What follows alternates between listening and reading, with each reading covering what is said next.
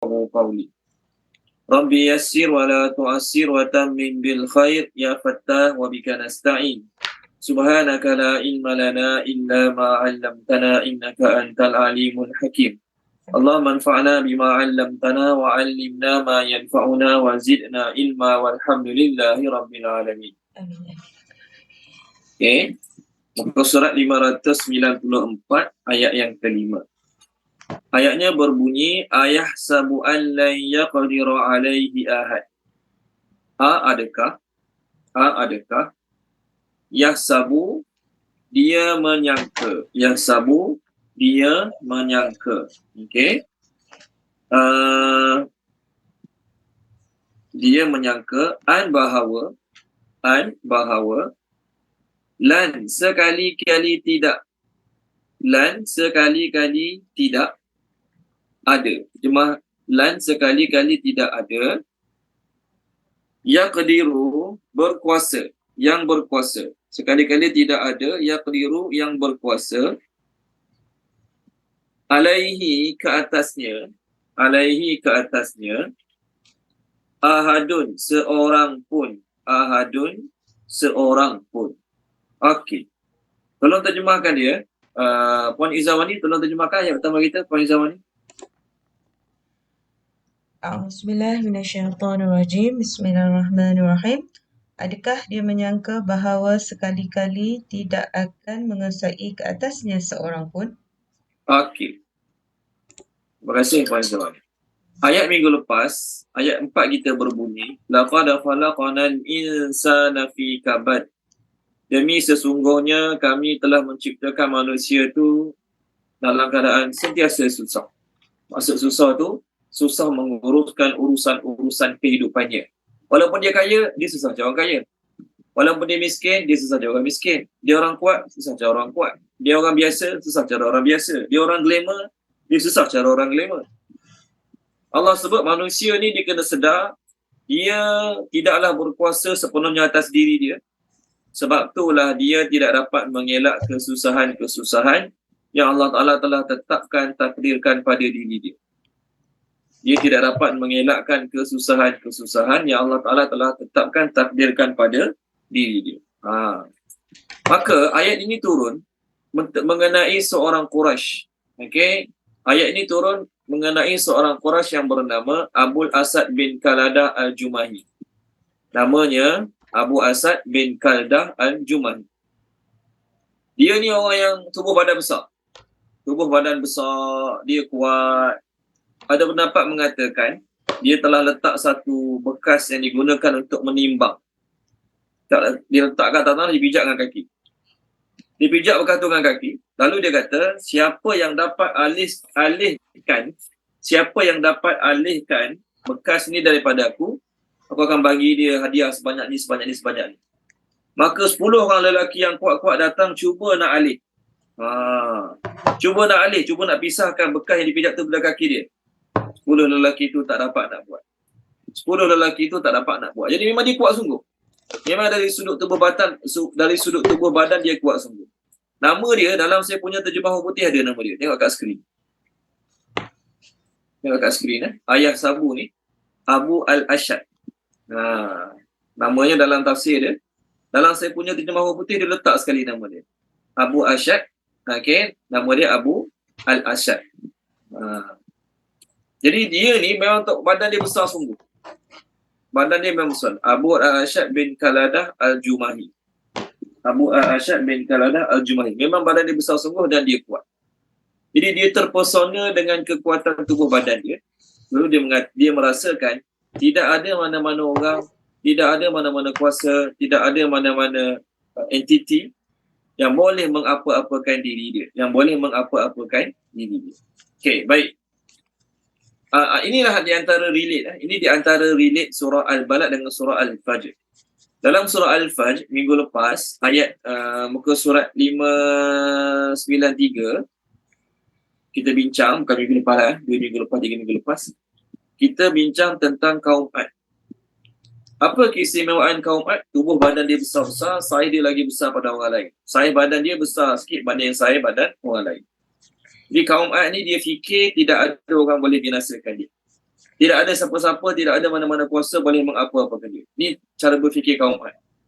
Lalu Allah hantar angin, mereka diterbangkan sama alayalin wa samaniyata ayyam.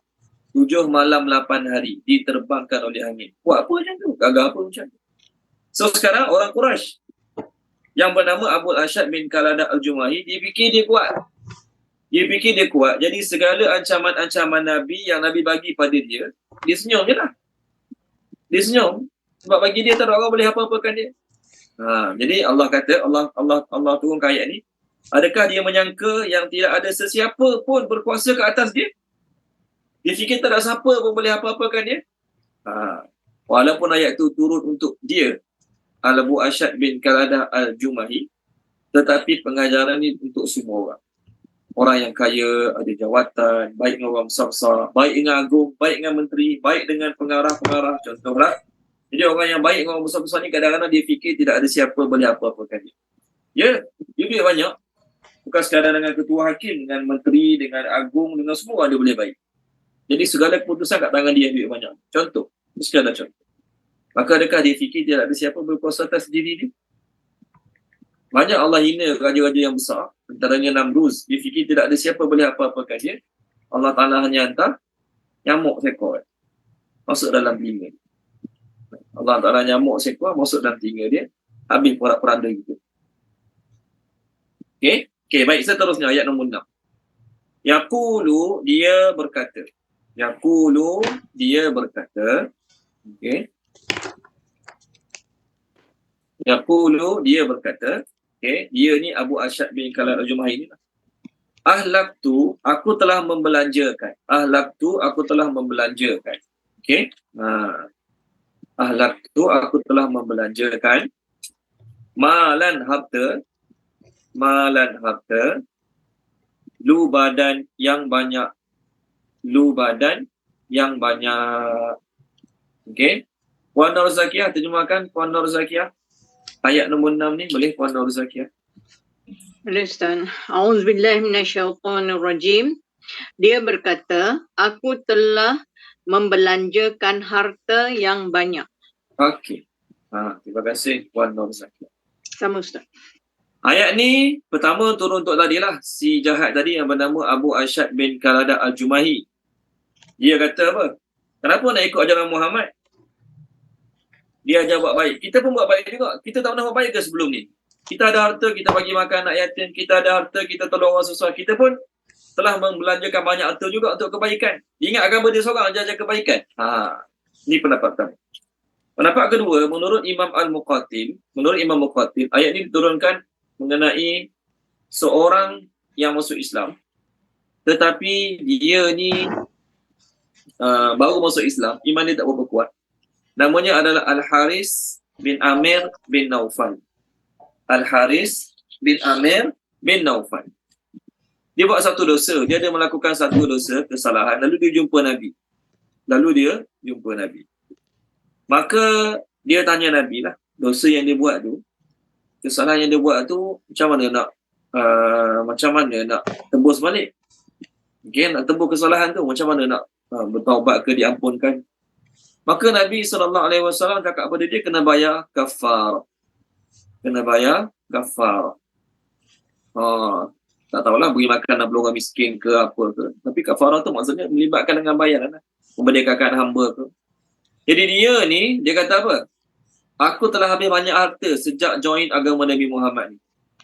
Sejak join agama Muhammad ni, macam-macam benda aku kena bayar. Jadi, kata-kata dia ni boleh jadi dua. Satu, mengeluh. Dia mengeluh, macam-macam dia kena bayar.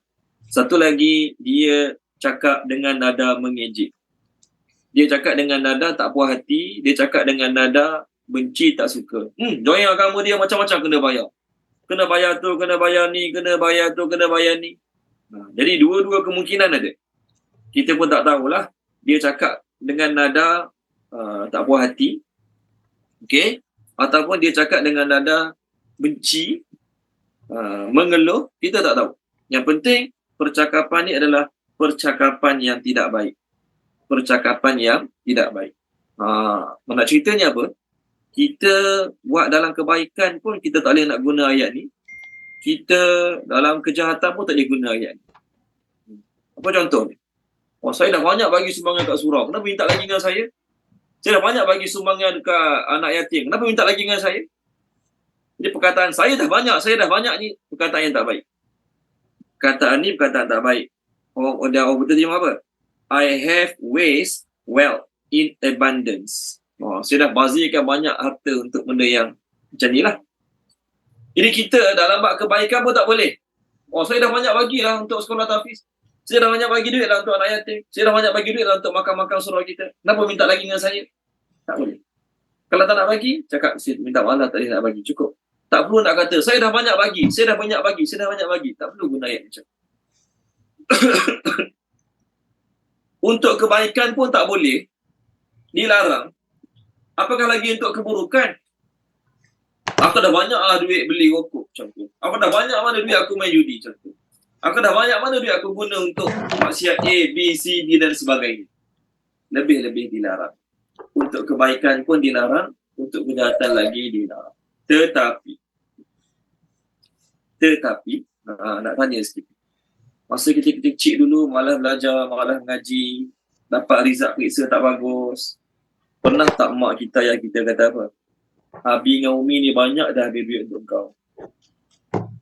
Pernah kan? Mak ayah kita masa kecil ngungkit macam tu. Biasanya dalam filem-filem. Tak dalam filem pun, realiti pun berlaku juga. Mak ayah ngungkit. Okay? Aku ni dah banyak dah duit untuk kau belajar. Tahu tak? Kau nak yuran tu, yuran ni, duit belanja tu, duit belanja ni. Nak motor, beli motor. Nak tu, beli tu. Semua kau beli. Tapi result periksa kau macam ni. Macam mana? Ayah dah sungguh-sungguh meluangkan duit untuk kau belajar dengan betul-betul rajin-rajin. Tapi kau ni je kau dapat. Okay, baik. Jadi apa hukum tu mak ayah buat macam tu? Boleh tak cakap kat mak ayah? Mak, jangan cakap macam tu. Ustaz kata Allah tak bagi cakap macam tu. Dia pun baca kat mak dia. Allah berfirman mak. Dalam ayat surah Al-Balad ayat 6. Yaqulu ahlaktu malan lubada. Orang kafir berkata, aku telah mensia-siakan banyak harta. Jadi mak jangan cakaplah macam tu kat saya. Cakap macam tu untuk mengungkit nikmat agar anak jadi lagi baik, agar anak jadi lebih menghargai pengorbanan mak ayah, agar anak jadi lebih belajar sungguh-sungguh, tak jadi masalah. Tak menjadi masalah. Okay, kita mungkin bukan sebab kita nak sakitkan hati dia, kita mungkin bukan sebab kita nak suruh dia ingat jasa kita semata-mata, tak.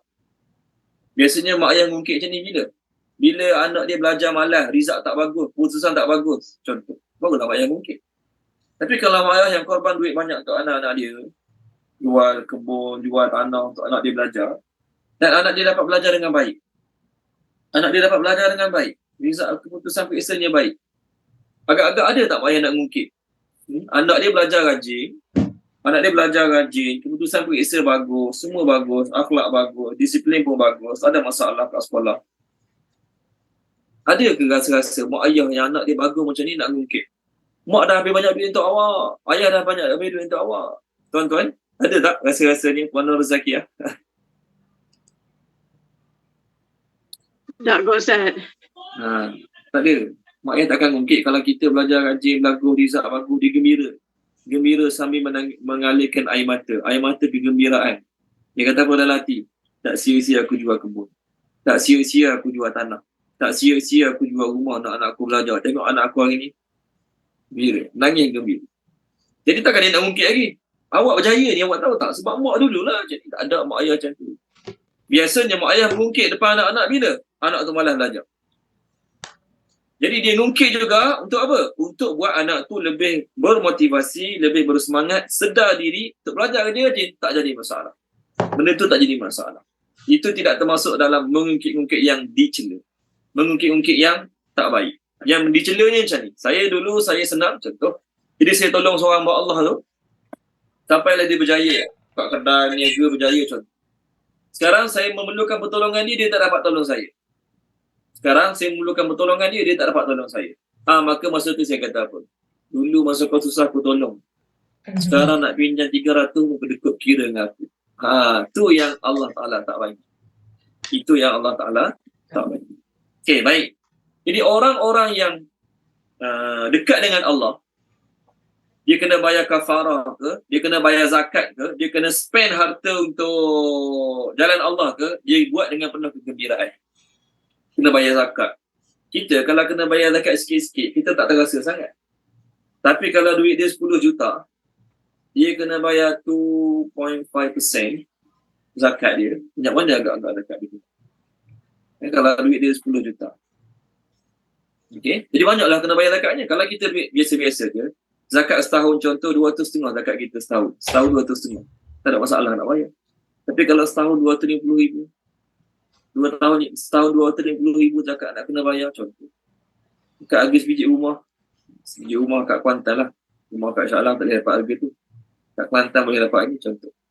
Jadi contohlah ni kalaulah dia rasa beban sebab kena bayar zakat. Dia rasa zakat ni membebankan. Dia rasa zakat ni menyusahkan orang. Dia kata zakat ni menyusahkan dia, nak korek harta dia, nak rampas harta dia, telah usahakan. Maka masa tu dia punya perangai, dia punya gaya berfikir macam orang munafik. Macam orang munafik. Sebentar ya, maafkan saya sekejap. Cikgu sekolah tadi call.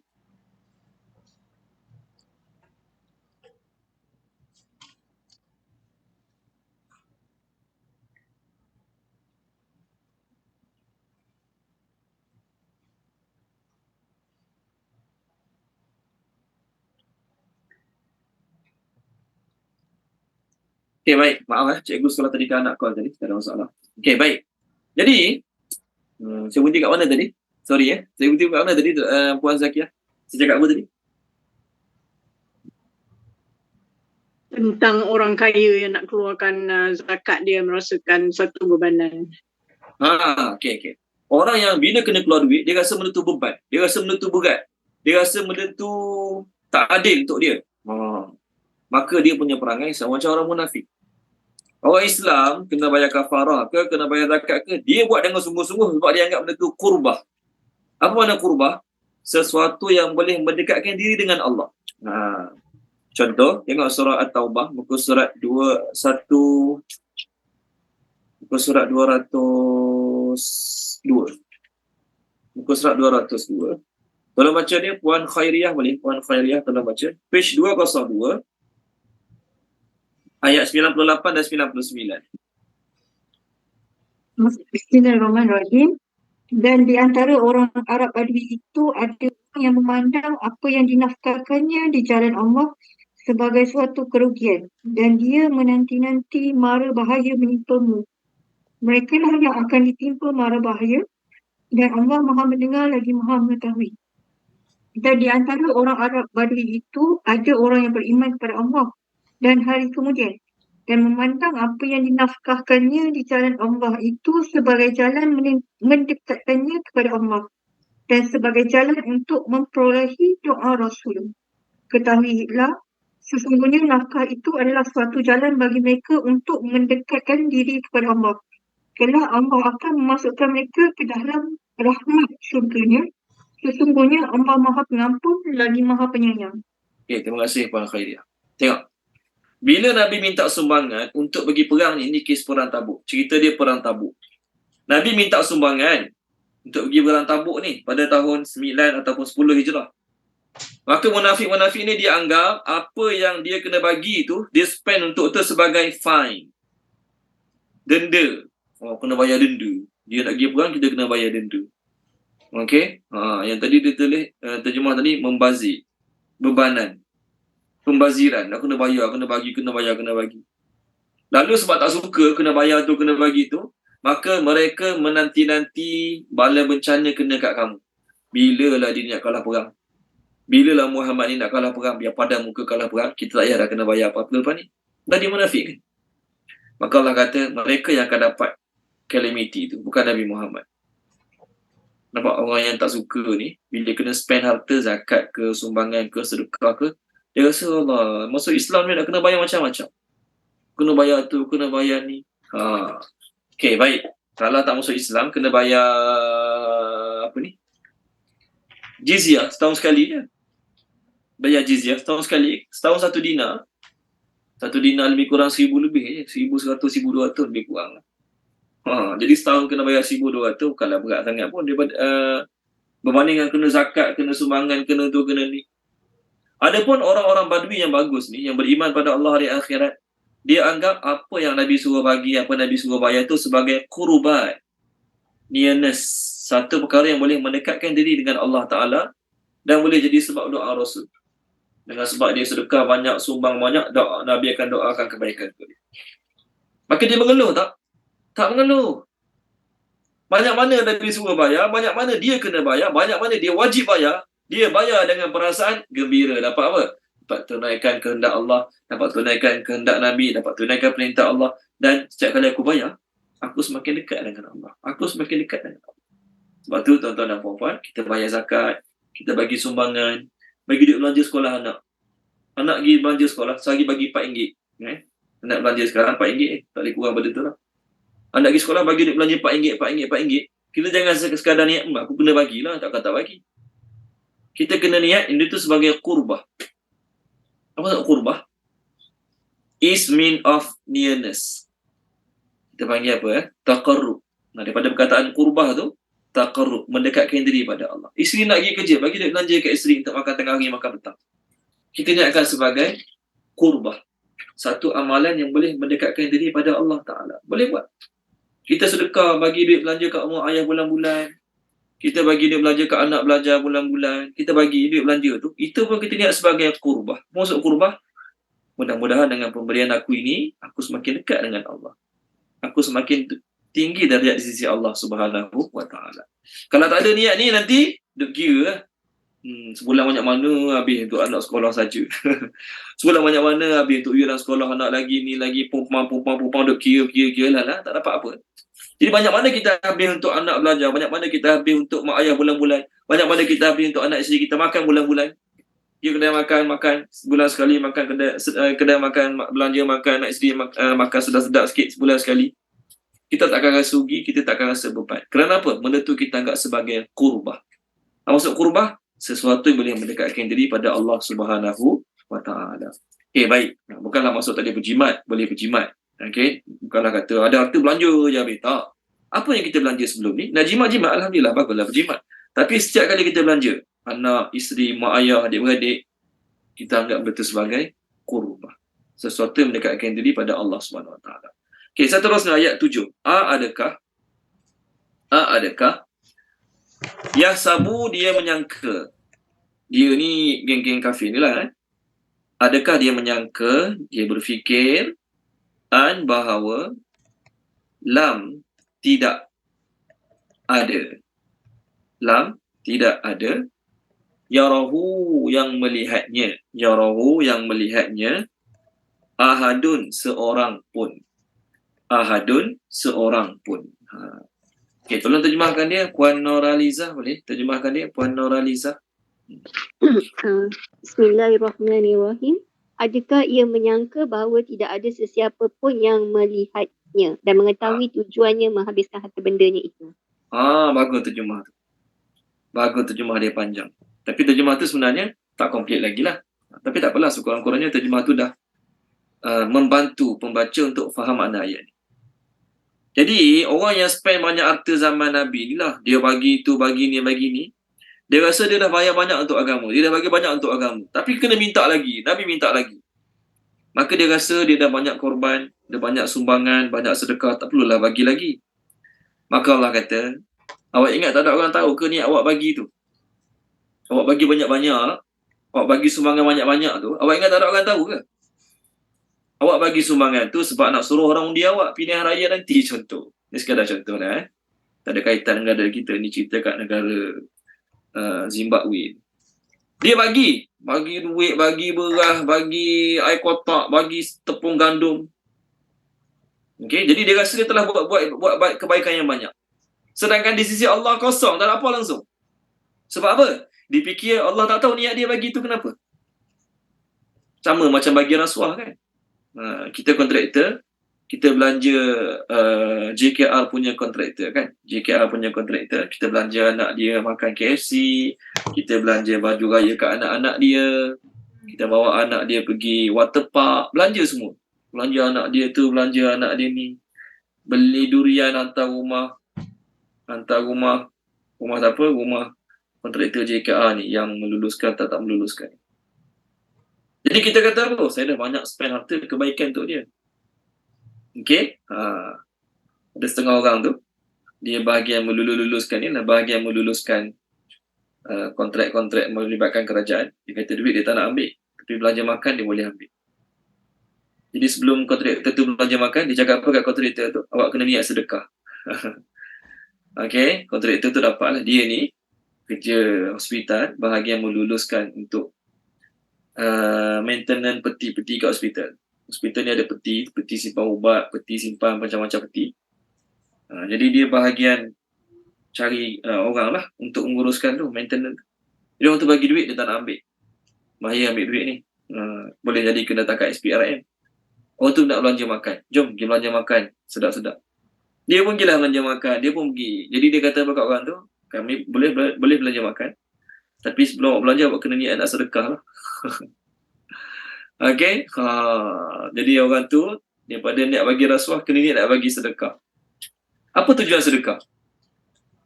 Tujuan sedekah, nak dekatkan diri pada Allah. Betul kan? Tapi kalau awak tak terlibat dalam bahagian meluluskan kontrak dan sebagainya, agak-agak ada tak orang nak bagi sedekah kat awak? Kalau awak bukan pengarah, kalau awak bukan ketua unit bahagian sekian, agak-agak ada tak orang nak belanja awak makan? Tak ada. Okay. Ni siapa-siapa terlibat dengan kerajaan, biasalah diuji dengan benda macam ni. Kita sebab kita jadi imam kampung, mana ada orang nak belanja kita makan untuk dapat sesuatu, mana ada. Okay, belanja makan sebab kita ngajar-ngaji, kita ceramah, tu lain lah. Dia orang tak nak sesuatu lepas pada tu. Tapi sebabkan orang tu bagi projek, bagi bisnes kat kita pun belanja dia. Apa sebab kita belanja dia? Sebab nanti akan datang tahun depan dipilih lagi syarikat aku untuk handle projek tersebut. Contoh. Jadi kita rasa kita ikhlas, kita rasa kita buat kebaikan yang sangat banyak. Betul kan? Tapi di sisi Allah, Allah kata, dia ingat aku tak tahu ke? Dia fikir tak ada orang tahu ke? Okay? Tak ada orang tengok ke niat dalam hati dia tu? Dia fikir tak ada orang tengok ke niat dalam hati dia tu? Ni yang pertama. Ini penerangan yang dibaca tadi oleh Puan Noraliza. Yang kedua, dia rasa dia buat baik, bagi sumbangan banyak, bagi sumbangan sana sini, dia rasa dia buat baik. Dia ingat Allah tak tahu ke daripada mana sumber dia dapat? Tuan-tuan, kalau saya rompak bank, contohlah, na'udzubillah min zalik, saya rompak bank ke, dapat duit 10 juta, rompak bank dapat duit 10 juta, saya sedekah ke anak yatim, orang miskin. Ni macam lebih kurang Robin Hood punya cerita lah ni, lebih kurang Robin Hood punya cerita. Rompak bank, okay, rompak pusat judi. Pergi merompak pusat judi. Dapat duit bagi sumbangan anak yatim, orang miskin. Sekejap maafkan saya sekejap.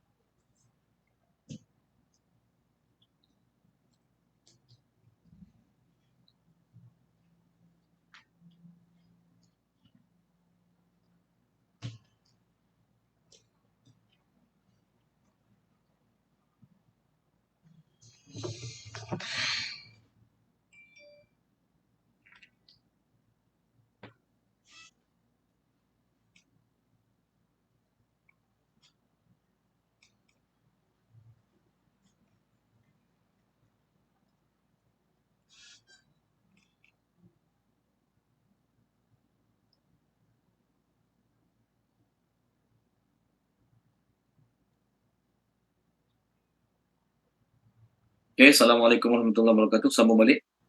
Jadi pertama, Allah kata, kamu ingat tak ada orang tahu ke apa niat kamu belanja? Yang kedua, kamu ingat tak ada orang tahu ke daripada mana kamu dapat sumber tersebut? Ya, memang betul. Allah tahu kamu telah banyak membelanjakan harta untuk anak yatim, orang miskin, orang susah dan sebagainya. Tapi, duit itu bukan duit halal. Duit rasuah, duit riba. Adakah kamu anggap kamu sedang buat baik? Guna duit rasuah, guna duit curi, guna duit riba untuk belanja orang? Okey? Adakah kamu rasa kamu sedang buat baik? Guna duit songlak, guna duit rasuah untuk hantar ustaz-ustaz imam-imam pergi haji? Contohlah ni tak ada kaitan dengan siapa-siapa. Jadi dia rasa dia sedang buat baik. Ataupun ada seorang tu dia ceramah, dia kata Datuk Ayub Khan dalam satu penyampaian dia kata banyak ini orang terlibat ambil rasuah, dia tahu pergi umrah. Hujung tahun pergi umrah. Balik umrah ambil lagi rasuah. Jadi adakah dia fikir dengan umrah yang dia buat hujung tahun tu menyucikan duit-duit yang dia ambil daripada sumber yang haram? Adakah dia rasa dia sedang buat baik? Orang lain nak pergi umrah, kumpul duit sendiri, kumpul duit halal. Orang lain nak pergi umrah. Kita ni rakyat biasa nak pergi umrah, kumpul duit sikit, cukup 3 tahun kumpul, boleh pergi umrah. Dia nak rasuah, tiap-tiap bulan ambil rasuah, hujung tahun pergi umrah, bawa isteri dengan anak-anak. Sponsor lah ustaz seorang. Tukang mutawif, jadi mutawif dia. Jadi adakah dia fikir dia sedang buat baik? Dia fikir Allah tak tahu ke daripada mana sumber dia dapat duit tu? Dia fikir, adakah dia rasa Allah tak tahu? Tak ada orang tahu daripada mana sumber dia dapat. Ya, memang orang nampak dia pergi umrah sama pakai baju putih macam orang lain. Tapi orang lain pergi umrah dengan sumber duit yang halal, kerja yang halal. Awak pergi umrah, duit hasil rasuah. Awak fikir Allah tak tahu? Orang memang tak tahu. Travel agency mana tanya, kita nak pergi umrah, saya nak pergi umrah ni bayaran. Ada travel agency tanya, duit ni awak dapat pada mana? Awak kerja apa? Macam mana awak boleh ada duit macam ni? Tak ada travel agency nak tanya macam tu. Tak ada satu travel agency nak tanya macam tu. Boleh je pergi. Jadi adakah awak fikir awak sedang buat baik? Adakah awak fikir awak sedang melaburkan harta di jalan Allah dengan pelaburan yang sangat banyak? Tak. Allah Ta'ala kata, awak fikir tak ada orang tahu ke? Mungkin orang nampak, ya awak telah spend banyak harta untuk bawa orang pergi haji, bawa orang pergi umrah, belanja anak yatim, belanja sekolah tahfiz. Kita pun tak wajib tanya bila ada orang nak belanja kita, bila ada orang nak bagi makan. Okay, kita tak wajib tanya, tuan kerja apa? Duit nak bagi makan tu hasil apa? Ada kontraktor nak bagi makan kat pelajar tahfiz ke? Kita tak wajib tanya, awak kontraktor awak dapat duit ni daripada sumber mana? Tak wajib tanya. Tak wajib kita tanya pun daripada mana sumber yang dia dapat. Okay? Tapi orang tu dia tahu daripada mana duit dia dapat. Jadi adakah awak belanja duit haram untuk bagi orang makan? Awak rasa awak sedang buat kebaikan? Ni pengajaran untuk kita semua lah ni. Lagi syok dia suka orang puji dia. Oh, terima kasih lah. Padahal duit tu bukan duit dia. Duit orang dia songlak. Lepas tu orang puji dia atas kebaikan yang bukan dia buat pun. Okay? Maka sifat suka kena puji untuk kebaikan yang bukan dia buat. Sifat tu lebih kurang lah. Lebih kurang sama macam sifat Yahudi. Okay? Ni bukan nak cerita pasal belanja ni. Nak ceritanya bila kita buat kebaikan tapi bukan dengan usaha kita. Lepas tu kita kena puji, kita suka. Maka sifat tu lebih kurang macam sifat orang Yahudi. Kalau baca dia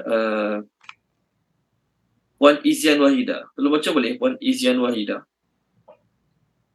Boleh Ustaz. Muka surat 75 ayat 188.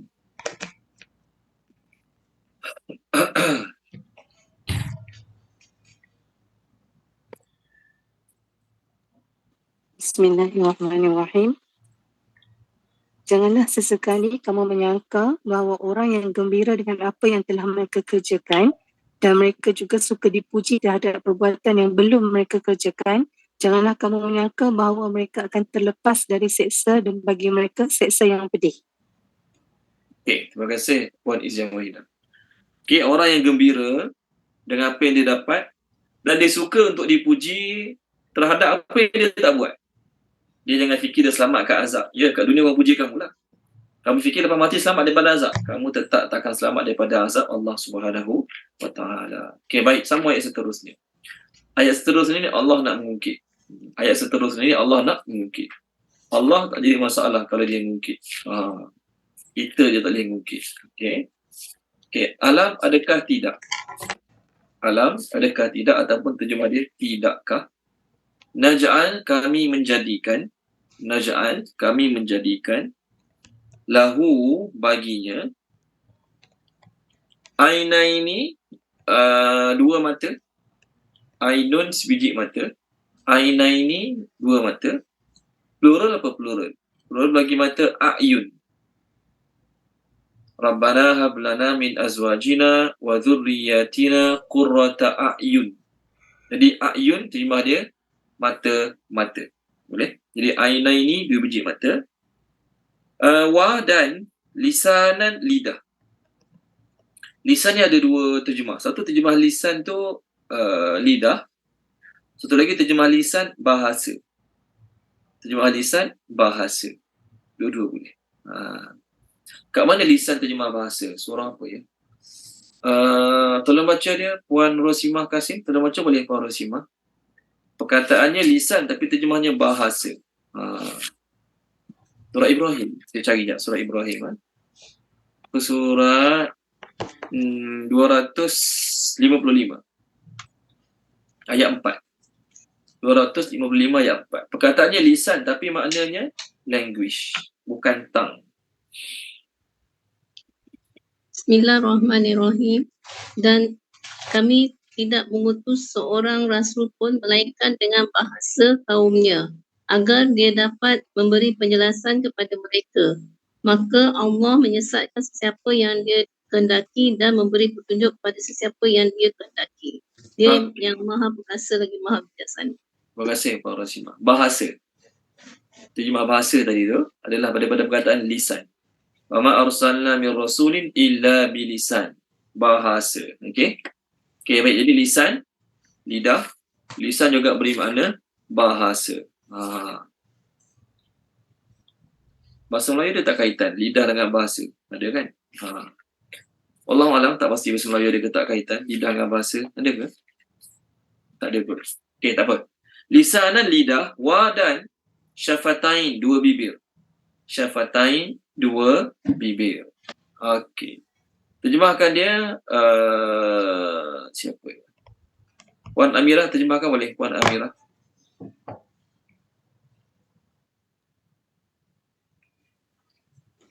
Ustaz, boleh Ustaz? Ayat 8 ayat 9. Pusat berapa Ustaz? Oh, 594. 594. 594. 594 ayat 8 ayat 9.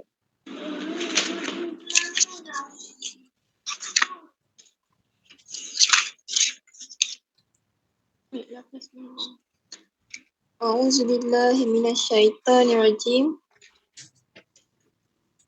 Bukankah kami telah menjadikan untuknya sepasang mata dan lidah dan sepasang bibir?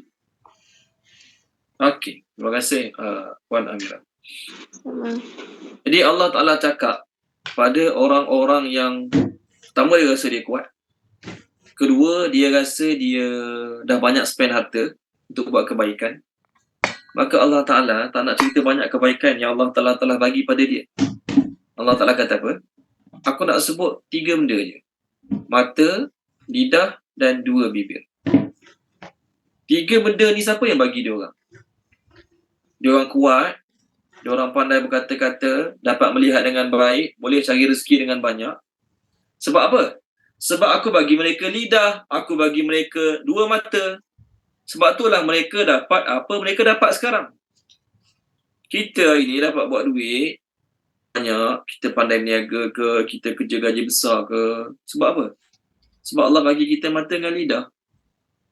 Dengan sebab mata dan lidah yang Allah bagi pada kita, mulut Allah bagi pada kita, kita dapat baca buku, belajar dengan baik, dapat title doktor, profesor dan sebagainya. Contoh. Mungkin bukanlah kata orang buta tak boleh jadi doktor, cikgu, profesor. Oh, doktor tak jumpa lagi lah orang buta. Bukanlah kata orang buta tak boleh berjaya dalam hidup, boleh berjaya juga. Tapi susah. Banyak kejayaan kita dapat hari ni, kita berniaga, kita jadi ustaz, kita jadi imam, kita jadi khatib, kita jadi penceramah. Sebab apa? Nikmat mata Allah bagi. Orang belagak sangat kan, rasa pandai ceramah, rasa hebat, rasa bagus. Allah Ta'ala bagi buta mata. Na'udzubillah. Kena kencing panas, teruk-teruknya kencing panas, buta. Okey? Tak boleh melihat dengan baik. Orang nak suruh baca khutbah lagi. Takkan nak buat khutbah braille kat dia, contohlah. Oh, dia pandai ceramah. Contohlah, pandai ceramah, pandai ngaji, pandai baca Quran. Jadi dia rasa dia hebat. Dia rasa dia bagus. Allah nak tarik nikmat senang. Allah buat dia kena penyakit. Ada satu penyakit saya lupa dah. Ada penyakit kanser kat bahagian sini. Kotak suara dia ada masalah. Tak boleh keluar suara. Boleh buat apa? Boleh buat apa?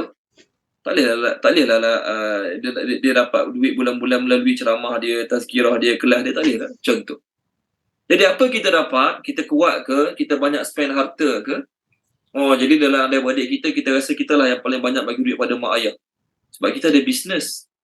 Abang kita dia kerja makan gaji, adik kita makan gaji, kita ada bisnes. Jadi kita rasa kita lah paling hebat sebab kita bagi duit kat mak bulan-bulan banyak sekali. Di kalangan adik-adik kita boleh paling banyak. Maka Allah nak ungkit, Allah kata apa dia? Kamu dapat banyak mana kamu dapat tu sebab aku bagi 2 mata dengan 2 lidah. 2 mata 2 lidah pula dah. 2 mata, lidah dan bibir. Maksudnya nikmat mata, nikmat mulut ni. Dr. Fatma, bagus ceramah Dr. Fatma. Saya terdengar sekali ceramah dia. Dia kata apa? Allah sebut lidah dan bibir ni kan. Allah sebutlah lidah dengan bibir. Tapi di sebalik lidah dengan bibir ni, banyak mana nikmat Allah bagi pada kita. Di sebalik lidah dan bibir. Nampak macam Allah sebut lidah dan bibir je.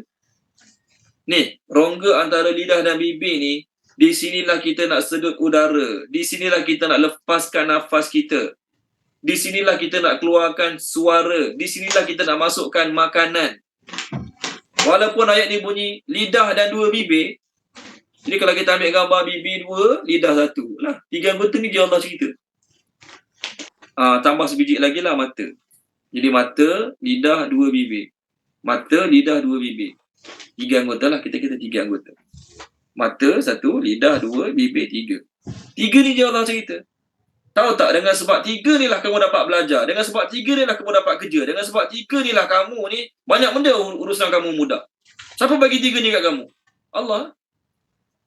Dengan sebab bibir kamu dapat gerak dengan baik, kamu dapat melafazkan ayat Quran dengan baik. Dengan sebab bibir kamu Allah ciptakan dengan sempurna, kamu dapat sebut bahasa Melayu ke, bahasa Inggeris ke, kata-kata tu kamu sebut dengan sempurna. Kalau kamu bisu, kamu belajar tinggi ni, ada degree PhD contohlah ni kan. Pok Allah buat kamu bisu. Agak-agak ada kesyirikan ambil kamu. Bukan tak ada tapi tak banyak lah. Sebab kamu normal, dapat melihat dengan baik, kamu dapat bercakap dengan baik, bertutur dengan baik, maka kamu senang dapat kerja. Jadi kamu dapat kerja sekarang, salah satu sebabnya apa? Allah bagi lidah, bagi mata, bagi bibir pada kamu. Allah nak susahkan hidup kamu, Allah buat cabut salah satu nikmat. Allah cabut salah satu nikmat. Lidah hilang ke, mata hilang ke, dah susah dah hidup. Jadi, kamu jangan perasan kamu kuat, kamu jangan perasan kamu banyak harta sebab kamu. Kamu kuat, bayangkan, badan kamu kuat. Badan kamu besar. Mata buta. Badan kamu besar. Lidah tak ada. Tak ada function. Cakap bunyi, cakap macam orang pelat, orang tak betul. Jadi kamu agak ada, walaupun tubuh kamu kuat, tapi lidah kamu pelat, kamu tak ada suara, kamu buta. Apa manfaat tubuh badan kamu? Apa manfaat tubuh badan kamu? Tak ada orang ambil kerja. Susah ambil kerja ni. Susah kalau ambil dia kerja. Walaupun badan dia kuat, tapi ambil kerja susah. Kalau kita ambil dia kerja susah. Kita nak cari seorang lagi pula untuk sampaikan kat dia apa kita nak sampaikan. Susah lah. Dia buta, badan kuat tapi buta. Susah tak? Susah lah. Dah kena cari seorang lagi untuk bawa tangan dia, pegang, angkat. Lepas pegang, angkat, bawa ke sana. Susah kan hidup? Jadi Allah nak beritahu, kamu hebat macam mana pun sekarang hari ni, dari sudut kekayaan, kekuatan, kepandaian, kemahiran. Salah satu cara hari ni, salah satu sebab kita mudah dapat rezeki sebab kemahiran kita lah. Banyak syarikat ini dia tak tengok sangat pun CJ tinggi-tinggi, dia tak nak bayar gaji tinggi-tinggi, jadi dia tengok kemahiran, pengalaman. Semua kita ada tadi itu sebab apa? Mata dan lidah yang Allah bagi pada kita. Mata dan lidah yang Allah Ta'ala bagi pada kita. Orang berkemahiran dia tengok, dia tahu dah tak kena ni. Dia tengok peta, dia tengok map, dia tengok peta lah, dia tengok peta, dia tengok lakaran peta. Okay? Dia kata apa? Oh, dia tak betul, dia tak kena. Tengok dia boleh tahu dah. Kepakaran mata Allah bagi pada dia. Hebat tak hebat? Orang yang hebat-hebat dalam bisnes ni, dia bercakap je, dia keluarkan suara dia, tu ada orang nak beli produk dia. Dia jual produk, tak kisahlah produk apa dia jual. Tapi kerana kepetahannya berkata-kata, dia cakap 5 minit, 10 minit. Tu orang jadi nak beli. Nampak? Sebab apa? Kepetahannya berkata-kata. Siapa yang bagi? Allah yang bagi. Allah nak cabut boleh? Boleh sangat Allah nak cabut. Walaupun Allah hanya sebut 2 anggota, tapi 2 anggota ni sangat memberi manfaat banyak pada manusia. Okey, baik. Allah tak sebut kat sini, Allah SWT tak sebut kat sini pendengaran. Allah Ta'ala tak sebut kat sini pendengaran. Sedangkan dalam dalam surah lain Allah sebut nikmat Allah pada manusia. Suruh kita bersyukurlah ni dengan mata, dengan mulut, dengan pendengaran, dengan penglihatan. Berapa ya? Surah Al-An'am. Surah Al-An'am. Kenapa Allah tak sebut kat situ dalam ayat tu? Kerana di tempat-tempat lain, ayat-ayat lain Allah Ta'ala dah sebut banyak kali. Muka surat 275. Tolong baca dia Puan Nur Zakiyah, page 275.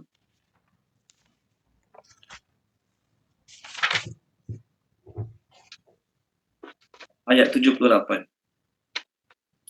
Ayat 78.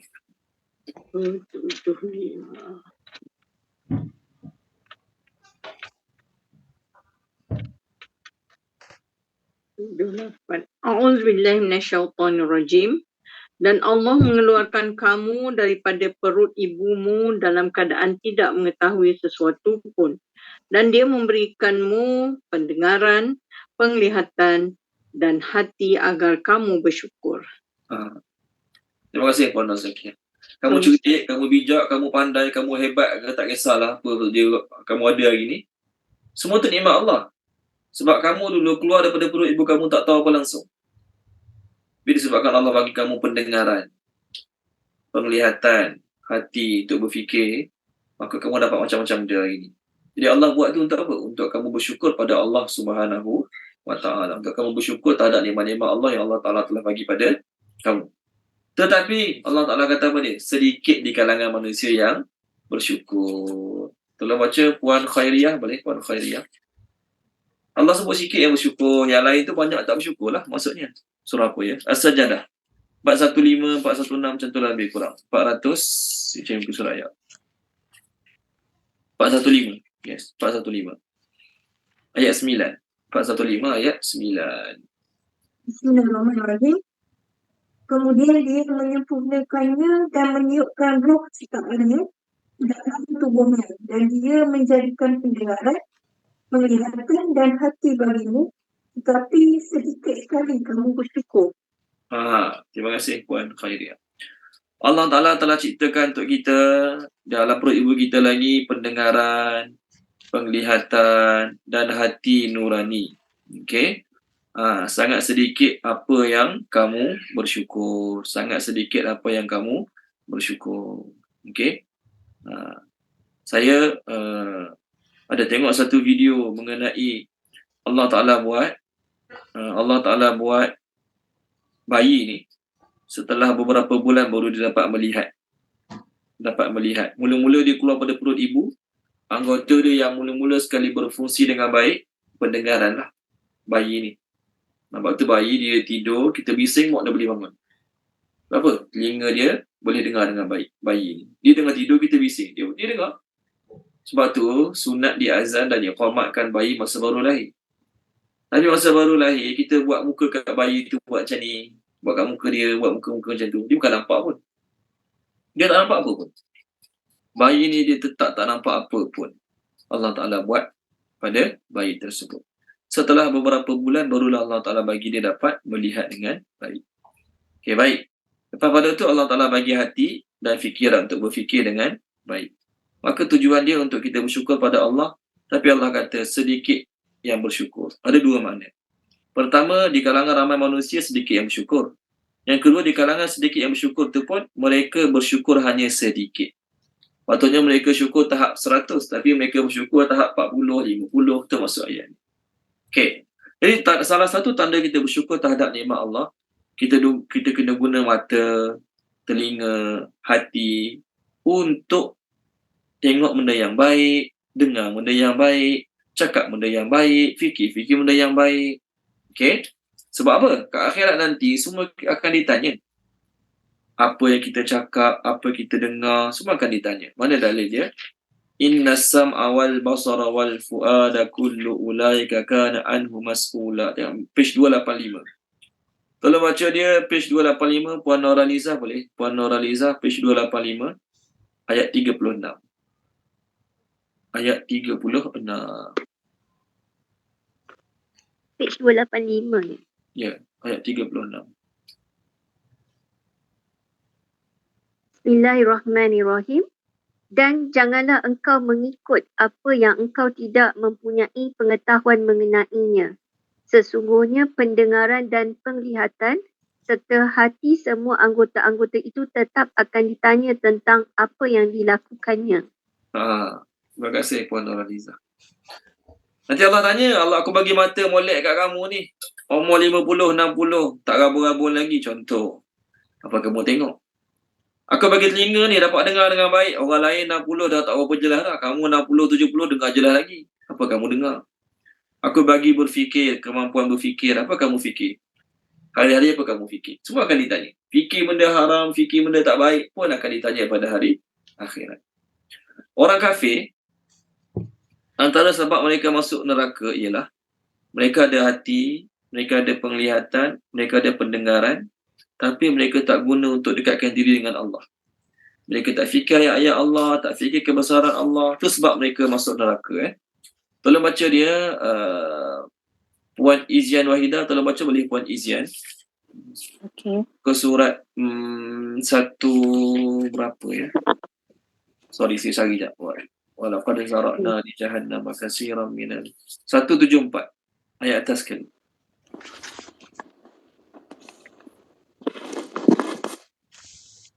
Ayat 179. Ya, betul. Bismillahirrahmanirrahim. Dan sesungguhnya kami menjadikan untuk isi neraka Jahannam kebanyakan jin dan manusia. Mereka mempunyai hati tetapi tidak digunakannya untuk memahami ayat-ayat Allah, dan mereka mempunyai mata tetapi tidak digunakannya untuk melihat tanda-tanda kekuasaan Allah, dan mereka mempunyai telinga tetapi tidak digunakannya untuk mendengarkan ayat-ayat Allah. Mereka itu seperti binatang ternakan, bahkan mereka lebih sesat lagi. Mereka itulah orang yang lalai. Okey, terima kasih Puan Izian Wahidah. Tak fikir ayat-ayat Allah pun bersalah. Apatah lagi kalau guna untuk tengok benda haram, dengar benda haram, cakap benda haram, lebih bersalah. Jadi orang macam ni yang lalai hati fikirannya, maka Allah kata dia macam binatang ternak. Sebab tu antara doa Nabi ajar, doa nak pergi solat subuh. Apa doa Nabi ajar? Masa nak pergi solat subuh. Allahumma ja'al fi qalbi nura, wa fi sam'i nura, wa fi basari nura. Panjang lagi doa tu. Tak silap saya Mawi buat lagu. Tak silap saya Mawi ada buat lagu doa tersebut. Ya Allah, jadikanlah pada pendengaranku nur, penglihatanku nur. Apa tujuan dia? Bila kat lidah ada cahaya, kat mata ada cahaya, kat telinga ada cahaya, maka cahaya itu akan memimpin lidah kita untuk cakap benda baik je. Cahaya itu akan memimpin telinga kita untuk dengar benda baik je. Cahaya itu akan memimpin mata kita untuk tengok benda baik je. Kalau tak, tahu haram, tengok. Tahu haram, dengar. Tahu haram, cakap juga. Sebab apa? Tidak ada cahaya pada anggota-anggota tadi. Sedangkan anggota tu, kita boleh guna dengan mudah untuk buat banyak kebaikan. Tapi kalau kita tak bersyukur, salah guna, dengan mudah kita guna anggota tu untuk buat dosa dan maksiat pada Allah Subhanahu wa Ta'ala. Okey, baik. Jadi Allah nak beritahu pada orang kafir lah, balik semula ayat kita, orang kafir ni Allah kata dia rasa dia kuat, dia rasa dia macam spend harta. Semua yang dia ada, kekuatan, kepandaian, harta banyak, sebab aku yang bagi. Apa cara aku bagi? Aku bagi mata, bagi mulut. Boleh berkata-kata dengan baik, boleh melihat dengan baik. Sebab itulah dia mudah dapat rezeki. Tapi sombong, rasa dia dapat tu sebab dia lah.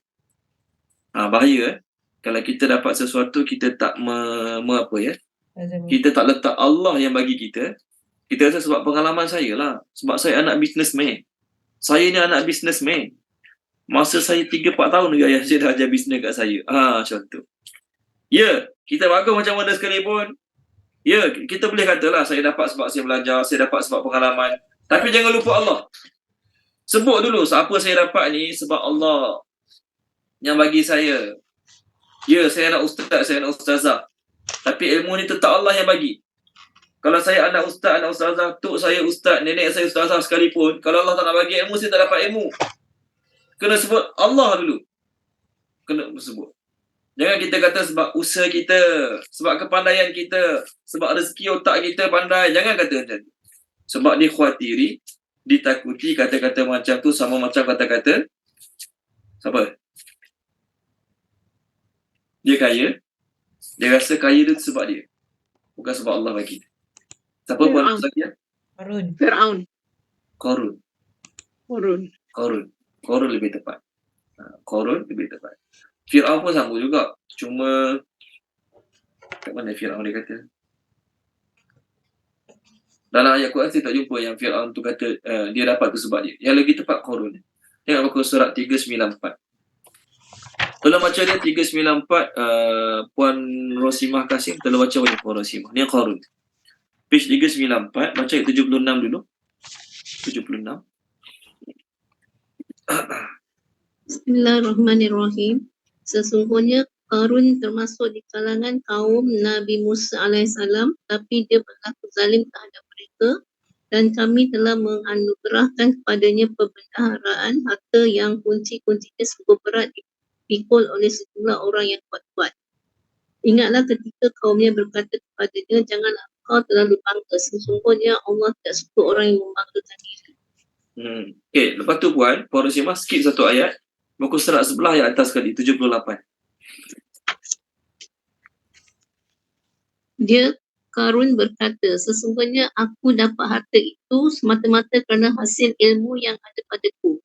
Tidakkah dia tahu bahawa Allah telah membinasakan umat sebelumnya yang lebih kuat daripadanya dan lebih banyak mengumpulkan harta, dan orang-orang yang berdosa itu tidak perlu ditanya tentang dosa-dosa mereka. Okey, terima kasih Puan Rosimah. Salah ke kalau saya jutawan? Saya kata apa? Saya jadi jutawan sebab saya ada pengalaman berniaga. Saya jadi jutawan sebab saya ada dulu masuk 3 college belajar bisnes. College A, college B, college C, belajar buat bisnes. Salah ke? Tak salah. Tapi yang salah bila saya kata, saya dapat hanya sebab tu. Hanya kerana saya ada ilmu bisnes sebab tu saya kaya. Tu tak boleh. Saya kena kata apa? Alhamdulillah, apa yang saya ada hari ini, semua Allah yang bagi. Allah bagi sebab saya dapat harta-harta ni melalui pengalaman saya yang saya dapat, melalui ilmu saya yang saya belajar kat college, ilmu buat bisnes. Boleh cakap macam tu. Tapi Allah kena duduk nombor satu. Allah kena duduk nombor satu. Awak ustaz ni dapat karang banyak buku ni, macam mana ustaz dapat idea karang banyak buku? Oh, saya biasa, memang saya ni memang sejak kecil pandai karang buku. Betul jawapan tu. Tapi untuk bezakan cara jawab tu dengan cara jawab Qarun, Allah dulu. Alhamdulillah apa saya dapat banyak-banyak buku saya karang ni sebab ilham daripada Allah Ta'ala, ilmu pada Allah Ta'ala. Cuma mungkin sebab saya ni selalu masuk bengkel penulisan, saya selalu masuk kelas-kelas untuk menulis buku, sebab tu saya dapat menulis buku dengan banyak. Tu tak apa.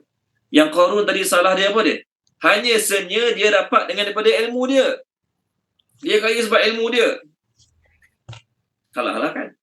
So, kita dalam ayat ni Allah nak bagi tahu apa kamu ada, apa kamu dapat. Allah, sebab Allah bagi kamu mata dengan lidah dan bibir. Kalau Allah cabut salah satu pada 3, 2 tu, kamu tak mungkin ada apa kamu ada sekarang. Okay, baik, seterusnya ni Allah nak bagi tahu apa sebab Allah, tujuan utama Allah bagi kita lidah, mata dan juga bibir tadi. Okay. Dan masa zaman Imam Abu Hanifah, cerita sikit Imam Abu Hanifah, dia berdebat dengan orang Mu'tazilah. Mu'tazilah ni orang yang ikut hukum akal semata-mata. Orang Mu'tazilah kata Allah hanya cipta anggota badan. Allah hanya cipta anggota badan. Apa kita buat adalah kemampuan kita sendiri, bukan Allah buat. Anggota badan Allah ciptakan anggota badan. Dia apa kita buat adalah dengan sebab kudrat kita sendiri. Allah tak terlibat. Ini cara orang Mu'tazilah berfikir. Maka bila berdebat dengan Imam Abu Hanifah, Imam Abu Hanifah kata, okay, fine. Lidah-lidah kamu. Ya, lidah-lidah saya. Bibir itu bibir kamu. Ya, bibir saya. Kerongkong ni, tempat saluran keluar suara ni kan. Dia panggil halkum. Kamu punya? Ya, kamu punya. Maksudnya kamu boleh buat apa sajalah. Kamu boleh buat apa sajalah dengan lidah, dengan bibir, dengan halkum. Kamu boleh buat apa saja. Ya, kamu boleh buat apa saja. Sebab Allah hanya ciptakan Terpulang pada aku nak buat apa saja dengan anggota badan aku. Maka Imam Hanifah tanya satu soalan kat dia. Kalau macam tu, boleh tak kamu keluarkan huruf mim pada makhraj ha dan huruf ha pada makhraj mim? Lidah kamu. Suara kamu. Kerongkong ataupun hakung kamu. So kata kamu nak buat apa kan dengan anggota badan kamu? Okay, so sekarang keluarkan makhraj mim kat tempat ha dan keluarkan makhraj ha kat tempat mim. Suka hati kamu nak buat lah. Suka hati kamu, badan kamu. Okay? Tangan kaki kita, suka hati kita nak berjalan ke depan, ke belakang, mengiri, menganan. Ataupun kita nak buat jalan, suruh orang belakang pegang dua kaki kita, kita jalan guna tangan. Anggota badan saya, suka hati saya lah kan. Itu cara Mu'tazilah berfikir. Maka Imam Hanifah cabar dia. Okay, cuba keluarkan makhraj mim kat tempat ha, kat sini. Kat sini keluarkan huruf mim. Bunyilah kat sini, mim. Cuba keluarkan. Tak keluar mim. Kat sini keluarkan huruf ha. Kat dua bibir depan keluarkan huruf ha. Keluar tak ha kat dua bibir depan ni? Ha. Ha pedah ke, ha tak pedah ke, keluarkan ha kat sini. Cuba. Tak keluar apa? Kata anggota badan kamu. Suka hati kamu nak buat apa? Cuba keluarkan. Tak boleh keluar. Maksudnya apa? Allah ciptakan anggota badan kita. Allah beri kemampuan untuk kita buat apa saja guna anggota badan kita. Tetapi ada batas. Kita mampu angkat sebelah kaki. Betul kan? Taekwondo tak taekwondo, kita mampu angkat sebelah kaki. Okay, kalau awak hebat sangat, cuba angkat kedua-dua belah kaki. Kaki awak. Kaki saya Allah bagi dua-dua. Suka hati saya nak buat apa? Okey, suka hati awak nak buat apa? Cuba awak angkat dua-dua sebelah. Dua-dua belah sekaligus. Tak boleh. Maksudnya apa? Walaupun Allah ciptakan, tapi ada had-had batasan yang Allah Ta'ala tentukan. Ada benda kita nak buat, kita tak mampu buat. Ada benda kita cuba nak buat, tetap tak boleh buat. Okey? Okey, baik. Wa dan hadainahu, kami tunjukkan kepadanya. Hadainahu, kami tunjukkan kepadanya. Nya siapa ni? Insan. Yang Allah bagi dua biji mata, lidah dan dua bibir tadi tu. Kami tunjukkan kepadanya an-najdain. Apa terjemah an-najdain? Apa terjemah an-najdain? Dua jalan. An-najdain, dua jalan. Itu jalan yang baik dan jalan yang tidak baik. Okey, tolong terjemahkan dia. Puan Izzawani terjemahkan boleh, Puan Izzawani, ayat 10 ni.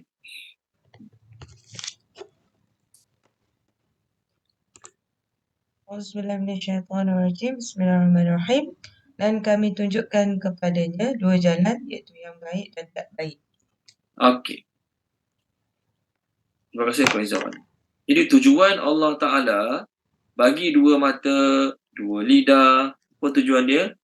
Tujuan dia nak suruh manusia guna mata, guna lidah untuk melihat dua jalan tersebut. Guna mata dan guna lidah untuk tanya. Bila tengok guna mata dah tahu dah mana jalan baik, jalan tak baik. Nak pastikan lagi, tanya orang yang tahu mana lagi sesuai jalan aku ikut. Gunalah lidah kamu. Gunalah lidah kamu dan bibir kamu untuk tanya orang mana jalan lagi sesuai untuk aku ikut, untuk aku selamat dunia, selamat akhirat. Gunalah, Allah dah bagi. So dalam ayat ni, kenapa Allah mention lidah dan dua bibir? Sebab dalam ayat ni Allah cerita tentang orang yang banyak berkata-kata. Ayat 6 tadi kan, dia berkata, aku telah menggunakan banyak harta. Allah nak kata apa? Kamu dapat kata kata-kata tu pun Allah bagi lidah pada kamu. Ayat 6 tadi kan, terjemah ayat 6 apa? Yaqulu ahlaktu malan lubada. He said, I have waste well in abundance. Allah nak kata apa? Kamu dapat ucap kata-kata dalam ayat 6 tu, I have waste well in abundance. Itu pun nikmat Allah bagi pada kamu. Sebab kamu dapat kata, sehingga kamu dapat mengeluarkan kata-kata tersebut. Dia oleh kerana dia banyak bunyi, oleh kerana dia banyak cakap, konon-konon pandai cakap, maka Allah sebut. Lidah tu, bibir tu, aku yang bagi. Jadi tujuan aku bagi lidah tu, bibir tu, mata tu untuk pilih jalan kebenaran. Di hadapan kamu terbentang dua jalan. Wahdainahun najdain. Kami bagi dia dua jalan. Apa maksudnya dua jalan? Dua jalan. Satu jalan kebaikan, satu jalan tak baik. Jadi bila Allah dah bagi dua jalan, imma syakiran wa imma kafura. Sama ada dia nak jadi orang bersyukur dan pilih jalan yang betul, ataupun dia nak jadi orang kufur, pilih jalan yang tak betul. Okay. Ayat ni hampir sama dengan ayat Al-Insan, surah Al-Insan. Dalam baca dia surah Al-Insan, Puan Nur Zakiyah telah baca, Puan Nur Zakiyah, surah Al-Insan. Okey, juzuk 29 kan? Ayat 2, ayat 3. Saya cari muka surat tak jumpa ya. Sekejap Muka surat 578. Puan Nur Zakiah 578 ayat 2 dan ayat 3.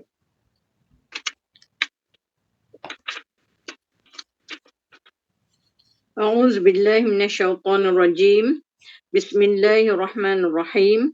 Sesungguhnya kami telah menciptakan manusia daripada setitis mani yang bercampur, yang kami mengujinya dengan perintah dan larangan. Kerana itu kami jadikan dia mendengar dan melihat. Sesungguhnya kami telah menunjukkan kepadanya jalan yang lurus. Ada yang bersyukur dan ada pula yang kufur. Terima kasih Puan Nur Zakiah. Sama Ustaz. Jadi kalau orang tanya bab takdir, kenapa Allah takdirkan saya orang tak semayang? Kenapa Allah takdirkan saya orang tak baik? Kenapa Allah takdirkan saya jadi orang yang suka cakap benda haram, suka tengok benda haram? Allah kata, aku dah bagi mata, aku dah bagi lidah, aku dah bagi pendengaran, aku dah bagi akal, otak, hati. Lepas kamu aku tunjuk dua jalan. Bila kamu dah ada, Dr. Hamka kata, ayat 2 ayat ni, ayat 3 yang Puan Zakiah baca tadi dengan ayat kita sekarang, dua-dua perkataannya apa? Hadainahu, kami beri petunjuk kepadanya, itu kata-kata Dr. Hamka. Ada satu ayat lagi, kami beri petunjuk juga, inna alaina lal huda, ayat dia. Tolong baca Puan Amirah, tolong baca boleh surah apa ya? Surah Inna alaina lal huda wa inna lana surah Al-Lail. Akan datang kita masuk. Muka surat 595 ya. Puan Amirah 595. Ayat yang ke page tu saya nak baca dua ayat. Pertama ayat 12, surah bawah. Bukan surah atas, surah bawah. Boleh ya, Puan Amirah? Ayat berapa Ustaz? Ya, apa dia? Ayat berapa? Ayat 12. Ayat 12. Surah Al-Lail, bukan surah Asyam, surah Al-Lail. A'udzubillahi minasyaitonirrajim. Ayat 12. Ketika bangkit orang yang surah atas, bawah dia Puan, surah bawah dia.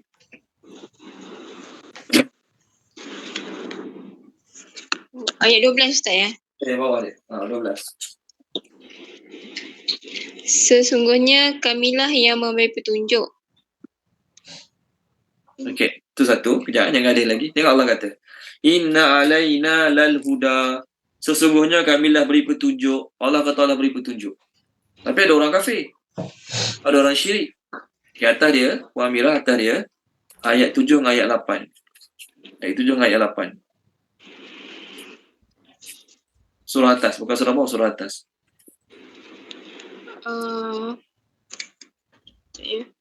Surah Al-Lail.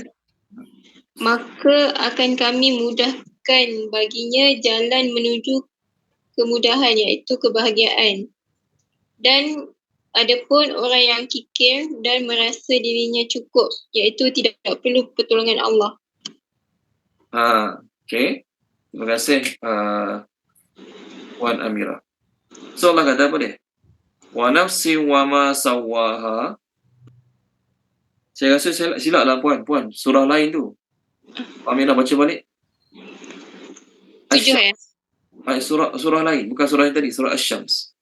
Surah Asy-Syams. 7-8. Demi jiwa serta penyempurnaannya, penyempurnaan iaitu ciptaannya, maka dia mengilhamkan kepadanya jalan kejahatan dan ketakwaannya. Okey. Terima kasih. Okey. Puan Amirah. Demi jiwa manusia lah, dan Allah sempurnakan jiwa tersebut, kami telah ilhamkan kepada dia jalan kejahatan dan jalan ketakwaan. Setiap manusia ni Allah bagi ilham. Dua jalan. Satu jalan baik, satu jalan tak baik. Maka, bila dapat manusia ada dua jalan, Allah Ta'ala dah bagi pada manusia pendengaran, penglihatan, hati nurani. Dengan 4 panca indera ni tadi, manusia patut dah boleh tahu jalan mana dia patut ikut, jalan mana dia patut jauhi. Jadi kalau tengok ayat-ayat surah Al-Insan, ayat kita sekarang, ayat 12 surah Al-Lail tadi, semua ada perkataan huda. Petunjuk. Tengoklah tafsiran Dr. Hamka pada petunjuk. Jadi orang kafir tak boleh bagi alasan. Saya tak dapat petunjuk pun. Orang Islam dia dapat petunjuk. Maksud petunjuk tu ni, tengok. Okey. Oleh sebab, tengok kat skrin, oleh sebab itu, maka petunjuk Allah dapatlah dibagi pertama naluri. Allah bagi pada manusia naluri. Ni baik ke tak baik? Hati dia boleh rasa dia tak baik ni. Okey, sebelum buat sesuatu ni tak bagus ni. Okey. Aku nak buat macam ni kat orang. Kalau orang buat kat aku suka tak? Itu naluri. Yang kedua, ni naluri. Yang tu renungan akal, Yang pertama naluri. Naluri ni hati dia rasa baik tak baik, sesuai tak sesuai. Okey. Nabi sebut dalam sebuah hadis, al-ismu ma haka fi nafsika wa karihta an yattali'a alaihi nas. Benda dosa ni benda yang tak bagus dalam hati kamu dan kamu tak suka orang lain tahu. Itu dosa. Yang kedua, hasil pendengaran dan penglihatan yang bernama pengalaman. Kita dah tengok banyak benda, kita dah dengar banyak benda, kan? Dah tengok ayat Quran, dah dengar cerita-cerita orang terdahulu dibinasakan sebab dosa maksiat mereka. So daripada apa kita tengok, daripada apa kita dengar, kita dapat ilmu, kita dapat pengalaman. Hidayah lah tu. Yang ketiga, hasil renungan akal. Kita mungkin tak jelas betul-betul tak betul, tapi kita cuba merenung dalam-dalam. Allah dah bagi aku ni, tapi masih lagi buat macam ni. Allah dah bagi aku ni, masih buat macam ni. Tiga pertama ni semua orang ada. Tiga yang pertama ni semua orang ada. Hindu, Buddha, kafir, musyrikin, Yahudi, semua orang ada. Betul kan? Yang keempat tu, petunjuk iman tu, tak semua orang ada. Yang keempat, petunjuk ilahi dengan agama. Ni tak semua orang ada. Alhamdulillah, kita Islam kita dapat. Kita Islam kita dapat petunjuk ni. Jadi orang kafir kat akhirat dia tak boleh bagi alasan. Saya mana ada petunjuk? Allah tak bagi petunjuk. Orang Islam je lah ada petunjuk, sebab tu depa doa dalam doa kunut, Allahumma hdini fi man hadait. Ya Allah, berilah aku hidayah bersama dengan orang-orang kau telah bagi hidayah. Dia orang je yang semua doa dalam solat mereka, ihdinas siratal mustaqim. Kami mana ada petunjuk? Tu Allah kata, kami bagi petunjuk. Apa petunjuk Allah bagi? Naluri. Pengalaman yang terhasil daripada apa kita tengok, apa kita dengar. Renungan akal. Allah dah bagi pada semua orang. Jadi bila Allah dah bagi tiga yang pertama tu pada kamu patut dah boleh pilih mana baik, mana tak baik, mana logik, mana tak logik, mana masuk akal, mana tak masuk akal. Kamu tak dah boleh pilih. Kamu yang Allah bagi tiga perkara ni, kamu pilih nak buat baik, Allah bagi petunjuk ilahi. Itu masuk agama Islam. Kamu pilih nak buat jahat, Allah tak bagi petunjuk kamu. Kamu pilih nak jadi jahat, kamu pilih nak menentang, kamu pilih nak melawan, Allah tak bagi petunjuk pada kamu. Allah kata apa dia? Kebenaran dah datang depan mata. Wa qulil haqqu min rabbikum faman syaa'a falyu'min wa man syaa'a falyakfur. Kebenaran tu dah datang daripada Tuhan kamu. Siapa nak boleh beriman, siapa nak boleh kufur. Tolong baca dia. Puan Khairiyah, tolong baca Puan Khairiyah. Surah apa ya? Surah Kahfi. Kebenaran dah datang. Pilihlah, nak beriman ke nak kufur. Muka surat 297. 297 ayat 29. 297 ayat yang ke-29. Itulah. Dan katakanlah Muhammad, kebenaran itu datangnya daripada Tuhanmu. Maka barang siapa yang ingin beriman, hendaklah dia beriman, dan barang siapa yang ingin kafir, biarlah dia kafir. Sesungguhnya kami telah sediakan bagi orang zalim itu neraka yang gejolaknya mengepung mereka. Dan jika mereka meminta pertolongan, minum, nescaya mereka akan diberi minum dengan air seperti cairan tembaga yang mendidih, yang membakar muka. Itulah minuman yang paling buruk dan tempat istirahat yang paling buruk. Okey, terima kasih Puan Khairiyah. Yang Allah kata, kebenaran itu telah datang daripada Tuhan kamu. Kebenaran itu telah datang daripada Tuhan kamu. Maka siapa yang nak, dia boleh beriman. Siapa yang nak, dia boleh kufur. Allah bukan bagi pilihan. Kalau itu orang tu pilih kufur, suka hati dia lah. Tak. Allah kata kebenaran telah datang. Jadi bila kebenaran telah datang, gunalah naluri, gunalah penglihatan, pendengaran, gunalah akal fikiran untuk pilih mana yang baik, mana tak baik. Dah tahu benda tu baik, benda tu betul, benda tu benar, pilih nak kufur juga, silakan kufur. Silakan kufur. Kalau nak pilih juga, silakan kufur. Okey? Kalau nak pilih juga, silakan kufur. Okey? Tapi pilih kufur, Allah kata apa? Kami sediakan bagi orang zalim itu api neraka. Kami sediakan bagi orang zalim itu api neraka. Okey, baik. Seterusnya. Semua ayat baru. Faham ke? Mana ayat ni? Sorry, saya hilang ke surat je. Faham ke? La tidakkah? La tidaklah. La tidaklah. Iqtahama, dia mahu menempuh. Iqtahama, dia mahu menempuh. Al-aqabah, jalan yang sukar. Al-aqabah, jalan yang sukar. Okey. Terjemah tu dulu. Wa dan ma, adakah ataupun apakah. Ma, apakah ataupun adakah. Adraka, kamu mengetahui. Adraka, kamu mengetahui. Okey. Ma, apakah. Ma, apakah. Al-aqabah, jalan yang sukar itu. Al-aqabah, jalan yang sukar itu. Tolong terjemahkan dia, Puan Nuraliza, 2 ayat ni boleh?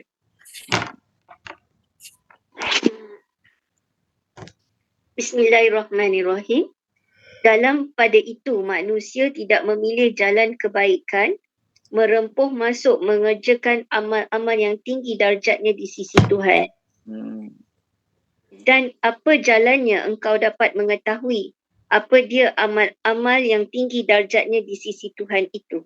Okey, terima kasih Puan Nuraliza. Apa maksud ayat ni? Allah dah bagi kamu harta lebih. Allah dah bagi kamu duit lebih. Allah dah bagi kamu harta lebih, Allah dah bagi kamu duit lebih. Kan? Allah dah bagi kamu harta lebih, Allah dah bagi kamu duit lebih. Maka sepatutnya kamu kena buat baik lebih pada orang lain. Betul lah kata. Dia yang duit lebih tadi, dia yang duit banyak tadi, dia tak nak ke menempuh jalan-jalan sukar, jalan-jalan mendaki yang sukar, yang boleh menyebabkan dia dapat ganjaran lagi tinggi di sisi Allah Subhanahu Wa Taala. Dia tak nak ke guna rezeki yang aku bagi pada dia tu untuk dia dapat lebih? Okey? Maksudnya, kenapa manusia tak nak mahu menempuh jalan susah, pilih nak ikut nafsu, pilih nak ikut syaitan, pilih nak ikut perasaan, pilih nak rehat, nak tidur, pilih tu je. Kenapa dia tak nak ambil jalan susah, jalan mencabar? Kalau tahap-tahap kita ni, korbankan tidur, korbankan masa rehat, korbankan makan, itu maksud jalan susah mencabar. Orang kuat, orang ada harta lebih, patutnya dia kena buat apa? Dia kena buat amalan yang lagi besar pada tu. Amalan yang lagi hebat pada tu. Patutnya dengan harta yang dia ada, bukan dia makin sombong. Patutnya dia fikir, bila aku kaya, bukan aku rehat banyak. Bila aku ni kuat, bukan aku kena rehat banyak. Bila aku kaya, aku kuat, kan? Bila aku kaya, aku kuat. Okey? Bila aku ni kaya, aku kuat. Maka, aku sepatutnya guna kekayaan dan kekuatan. Aku sepatutnya guna kekayaan dan kekuatan. Okey? Untuk tolong orang. Bantu orang susah. Bukan belagak. Bukan guna kekayaan aku untuk asuk orang ramai lawan Nabi. Bukan guna kekuatan aku untuk bawa orang kagum pada aku. Aku kena guna kekayaan aku, kekuatan aku untuk bawa manusia pada Allah Subhanahu Wa Taala. Maka Allah tanya, tahu tak apa jalan berliku yang susah tu? Tahu tak apa jalan berliku yang patut kamu tempuhi bila kamu kaya, kamu lagi kuat pada orang? Okey. Ayat 13. Kita terjemah dulu sekadar sempatnya. Faku membebaskan raqabatin, hamba. Jadi fakku raqabatin, membebaskan hamba. Ataupun it'amun, memberi makan. It'amun, memberi makan. Fi, pada yaumin, hari, zi masghabah, kebuluran. Zi masghabah, kebuluran. Yatiman, anak yatim. Yatiman, anak yatim. Za yang mempunyai. Za yang mempunyai. Maqrabatin, hubungan kerabat. Maqrabatin, hubungan kerabat. Ataupun miskinan, orang miskin. Miskinan, orang miskin. Za yang matrabah, melarat. Matrabah, melarat. Okey, terjemah matrabah, melarat. Okey, tolong terjemahkan dia. Siapa ya? Puan Izian Wahidah terjemahkan boleh? Puan Izian Wahidah terjemahkan. Bismillahirrahmanirrahim. Membebaskan hamba ataupun memberi makan pada hari kebuluran anak yatim yang mempunyai hubungan kerabat ataupun orang miskin yang melarat. Okey. Terima kasih Puan Izian Wahidah. Ini mungkin last ni. Allah Ta'ala tanya, kamu yang ada duit lebih, kamu ada kekuatan lebih, kamu tak nak ke menempuh jalan suka yang berliku yang boleh buat kamu lagi dekat, lagi hampir dengan Allah Ta'ala? Maka nak tahu tak jalan sukar yang berliku yang tak semua orang boleh buat? Kalau kita tengok berapa ayat ni? 1, 2, 3, 4. 4 ayat ni orang kaya je boleh buat. Memerdekakan hamba, bagi makan orang miskin, bagi makan anak yatim, bagi makan orang-orang yang melarat. Dua amalan utama. Pertama, membebaskan hamba. Kedua, bagi makan. Bagi makan siapa? Orang miskin dan juga anak yatim. Jadi amalan besar ni orang kaya je boleh buat. Orang miskin tak boleh buat. Tak payah kata memerdekakan hamba, nak bagi makan binatang pun kadang tak cukup duit. Contoh, ni sekadar contoh. Jadi sepatutnya orang yang kaya ni Allah bagi dia rezeki lebih, maka dia kena buat amalan besar. Apa amalan besar? Pertama, memerdekakan hamba. Sebab tu ulama-ulama kata boleh. Ulama-ulama kata amalan memerdekakan, kalau orang tu kaya, mana lagi afdal? Kalau orang kaya, mana lagi afdal? Dia bebaskan hamba ke dia bagi makan orang? Jawapan dia, memerdekakan hamba lebih afdal daripada bagi makan orang. Sebab apa? Kita memerdekakan hamba, kita bagi hak milik diri pada hamba tu. Sebelum ni hamba orang, kalau seorang tu dia hamba orang, maka diri dia bukan milik dia. Contoh satu orang tu nama dia contoh kita kata Abdullah lah, nama dia Abdullah. Dia ni tawanan perang, lalu dibeli oleh seseorang. Orang beli dia, orang jual dia. Dia ni tawanan perang, dia dijual, betul ada orang beli dia. Maka dia hamba. Maka dia adalah hamba. Okey, maka dia adalah hamba. Jadi bila dia hamba, masa tu apa dia? Diri dia bukan dia punya. Bila diri dia bukan dia punya, dia milik orang lain. Diri dia milik orang lain. Dia kena buat apa yang orang lain nak. Dia tak boleh buat apa dia nak. Kesian tak hidup dia? Kesian kan? Dia seolah-olah hidup dalam penjara, walaupun dia tak ada penjara. Dia kena taat, dia kena patuh pada tuan dia sebab dia hamba. Okey? Jadi kalau kita lebih, kita memerdekakan dia, kita telah seolah-olah membebaskan dia daripada perhambaan. Raqabah ni leher. Raqabah ni fakku raqabah. Raqabah ni leher. Leher ni bagaikan kita bela kucing, bela anjing, kita letak rantai kat leher dia. Apa maksud dia? Dia kena ikut kita ke mana kita nak pergi. Bukan kita kena ikut dia. Betul kan? Itu tujuan kita letak rantai tu. Itu tujuan kita letak rantai kat leher binatang tu. Binatang tu kena ikut jaga kita. Kita suruh dia masuk, dia masuk. Kita suruh dia keluar, dia keluar. Dia tak boleh suka hati nak buat apa dia nak buat. Samalah juga tuan-tuan dan puan-puan.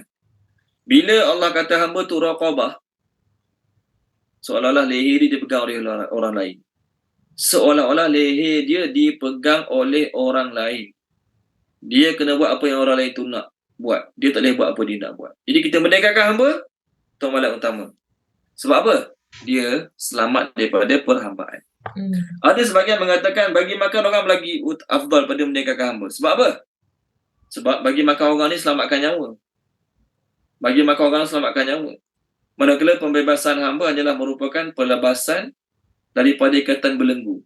Hamba abdi tu, kita bebaskan dia ke tak bebaskan dia masih boleh makan. Orang miskin melarat kelaparan, dia tak boleh makan dah. Okay, cerita pasal hamba, saya ringkaskan. Islam bukan buat sistem perhambaan. Islam bukanlah satu agama yang mencipta sistem perhambaan. Sistem perhambaan telah ada berkurung-kurung lama sebelum agama Islam datang. Islam hanya melaksanakannya dengan lagi baik, lagi sempurna, dan Islam cuba membebaskan hamba daripada hamba jadi orang biasa. Kalau agama-agama lain zaman dulu, kalau awak hamba sampai bila-bila lah awak hamba. Punya teruk zaman dulu sistem perhambaan, mereka mengadakan setiap tahun perayaan hamba lawangan harimau di gelanggang besar. Lepas hamba, lepas harimau. Tengok, hamba lawangan singa. Tengok ramai-ramai.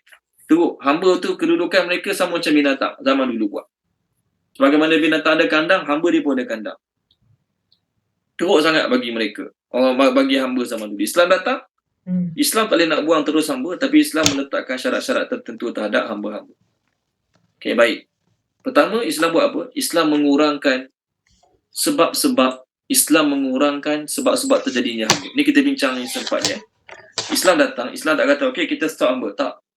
Islam hanya mengurangkan sebab-sebab dia panggil apa? Terjadinya hamba.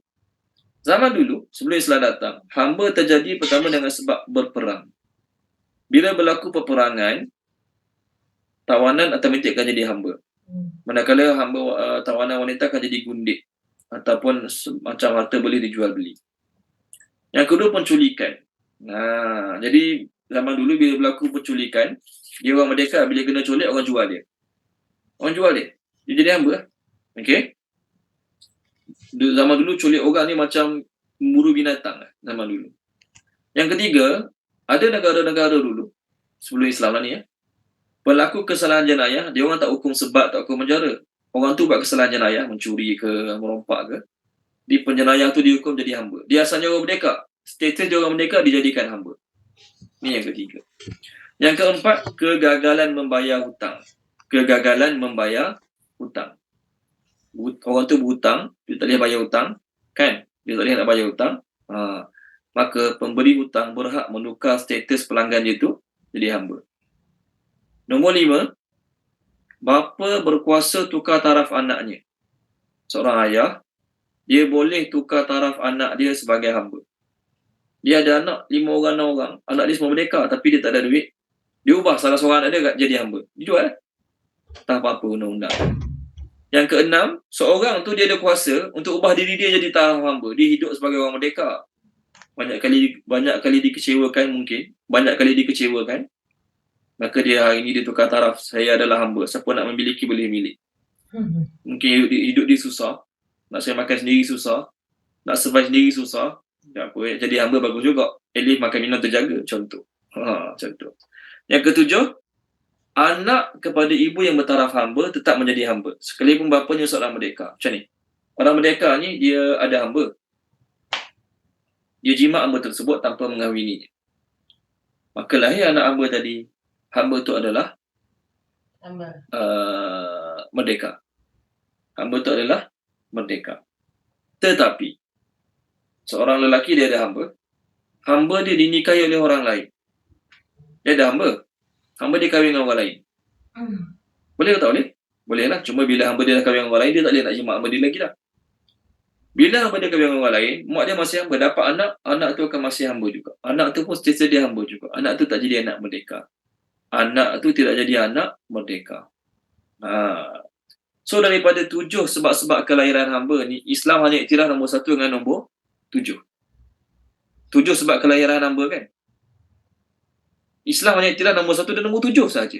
Iaitu, dalam Islam, hamba boleh berlaku bila berlaku peperangan dan juga seorang lelaki kahwin dengan hamba orang lain dapat anak. Anak tu jadi hamba tu je. Lepas tu dalam surah Nisa, Allah kata pada lelaki-lelaki, kalau tak mampu kahwin dengan orang biasa, kahwin dengan hamba. Dan kalau bersabar lagi bagus. Apa maksud bersabar lagi bagus? Kalau tak kahwin dengan hamba lagi bagus. Bukan sebab nak hina hamba tu tak. Supaya nak mengurangkan proses-proses kelahiran hamba tu. Tengok surah Baqarah. Tolong baca dia. Puan Rosimah Kasim, tolong baca boleh Puan Rosimah Kasim. Lahalas. Minggu depan kita sambung tajuk hamba lagi, insyaAllah. Puan Rosimah tolong baca surah Baqarah muka surat 82. Muka surat 82. Ayat 25. Bismillahirrahmanirrahim. Dan barang siapa di antara kamu tidak mempunyai kemampuan untuk menikahi perempuan merdeka yang beriman, maka dihalalkan menikahi perempuan yang beriman daripada apa sahaya yang kamu miliki. Allah mengetahui keimananmu. Sebahagian daripadamu adalah daripada sebahagian yang lain. Oleh itu, nikahilah mereka dengan izin tuannya dan berilah mereka mas kahwin yang sesuai. Kerana mereka adalah perempuan-perempuan yang memelihara diri, bukan pezina dan bukan pula perempuan yang mengambil lelaki sebagai teman simpanan. Apabila mereka telah berumah tangga tetapi melakukan perbuatan keji, berzina, maka hukuman bagi mereka setengah daripada apa hukuman perempuan-perempuan merdeka yang tidak bersuami. Kebenaran menikahi hamba saya itu adalah bagi orang-orang yang takut terhadap kesulitan dalam menjaga diri daripada perbuatan zina. Tapi jika kamu bersabar, itu lebih baik bagimu. Allah Maha Pengampun lagi Maha Penyayang. Terima kasih Puan Rosimah. Jika kamu bersabar, maksud bersabar apa? Jangan kahwin dengan hamba langsung. Nak kahwin dengan merdeka tak boleh. Kahwin dengan hamba murah sikit, tapi jangan kahwin langsung, lagi bagus. Kenapa lagi bagus? Kalau takut berzina, baik kahwinlah dengan hamba tu. Kalau takut berzina, daripada berzina, baik kahwin dengan hamba tu. Tapi kalau kamu rasa kamu mampu jaga diri pada berzina, tak perlu kahwin dengan hamba. Itu lagi bagus. Sebab apa? Kalau kamu kahwin dengan hamba, dapat anak, automatik anak tu jadi hamba juga. Jadi orang Islam datang nak mengurangkan proses, nak mengurangkan sebab-sebab kelahiran hamba. Minggu depan kita bincang, Islam banyak cari jalan, banyak bagi jalan untuk hamba ni dikurangkan. Islam banyak bagi jalan, cari jalan untuk hamba ni dikurangkan. Apa jalan-jalan dia? Ada buat salah, kena merdekakan hamba. Orang kaya Allah galakkan bantu hamba. Boleh? So kita berhenti sini dulu. Sambung minggu depan insyaAllah. Boleh? Tapi sekarang kita dah tak ada hamba kan Ustaz? Sekarang tak ada. Sekarang tak ada. Sebab tu banyak kafarah-kafarah. Bila Allah sebut tentang hamba abdi kena merdekakan, itu ada atau. Okey? Dalam bab kafarah bunuh orang, kafarah apa lagi? Kafarah zihar isteri. Allah suruh merdekakan hamba. Kalau tak boleh, puasa. Sekarang hamba dah tak ada. Adakah sistem perhambaan telah masuk sepenuhnya? Tidak ada mana-mana ayat yang mengatakan, okey sekarang stop, jangan buat perhambaan dah. Tak ada. Maknanya apa? Boleh berlaku akan datang. Sekiranya berlaku peperangan, sistem hamba ni hidup balik, boleh berlaku. Islam tak kata, okey hamba dah tak ada akan datang nanti kalau berlaku peperangan, no hamba-hamba. Tak ada. Agama dah tak ada, hamba dah tak ada sekarang. Tapi hukumnya masih belum mansuh. Maksud masih belum mansuh. Sekiranya berlaku peperangan dan ketua orang Islam masih mengatakan tawanan, saya jawab teruslah. Bila berlaku peperangan, pertama saya beritahu Islam dia nak kurangkan sebab-sebab kelahiran hamba. Ada dua sebab saja dalam Islam. Nombor satu dan nombor 7. Nombor satu peperangan. Walaupun peperangan, Islam tak wajibkan. Bila dapat tawanan, mesti jadikan hamba. Tak. Ada 5 pilihan pada ketua orang Islam untuk buat pada tawanan perang. Pertama, jadikan mereka hamba. Boleh? Kedua, bunuh. Mungkin tawanan tu bahaya, bunuh. Ketiga, bebaskan dengan pampasan. Keempat, bebaskan tanpa pampasan. Kelima, jadikan mereka kafir zimmi. Jadi tak semestinya suruh mereka jadi hamba. So akan datang kalau berlaku peperangan. Kalau ketua orang Islam kata, okey mereka semua kita jadikan hamba, masih boleh. Kerana tidak ada ayat atau hadis yang memansuhkannya. Boleh? Okey, kita berhenti sini dulu, kita sambung minggu depan insya-Allah. Bismillahirrahmanirrahim. Subhanallah wa bihamdihi, subhanakallahumma bihamdika, asyhadu an la ilaha illa anta, astaghfiruka wa atubu ilaik. Allahumma zayyinna bi zinatil Qur'an wa akrimna bi karamatil Qur'an wa syarifna bi syarafatil Qur'an wa adkhilna al-jannata bi syafaatil Qur'an ya dzal fadli wal ihsan.